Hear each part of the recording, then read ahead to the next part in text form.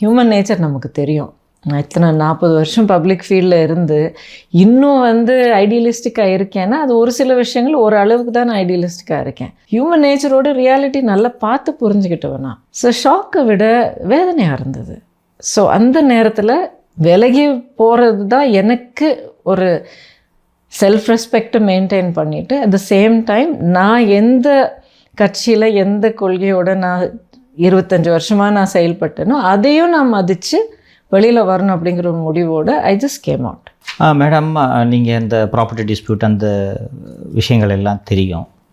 All those properties வேர் உங்களோட கடுமையான உழைப்பினால் நீங்கள் வாங்கிய சொத்துக்கள். First time we have been cheated அப்படின்றது தெரிய வந்த பொழுது என்ன மாதிரியான உணர்வு உங்களுக்கு ஏற்பட்டது? ஏன்னா நீங்கள் ஒரு ஃப்ராங்காக சொல்லுங்கள் நீங்கள், ஏன்னா நீங்கள் ஒரு இன்டெலிஜென்ட்டான ஆள், சரிங்களா? So you trust some people and hand over certain responsibilities. So முதல் முறையாக உங்களுக்கு இது தெரிய வருது. இவ்வளவு நாளாக இருந்த மாதிரி நம்ம ரொம்ப நல்லவங்களாக இருந்துட்டோமோ, நம்மளை நம்பிட்டோமோ, இது போல் அனைவரையும் நம்புறது தவறுன்னு நினச்சிங்களா?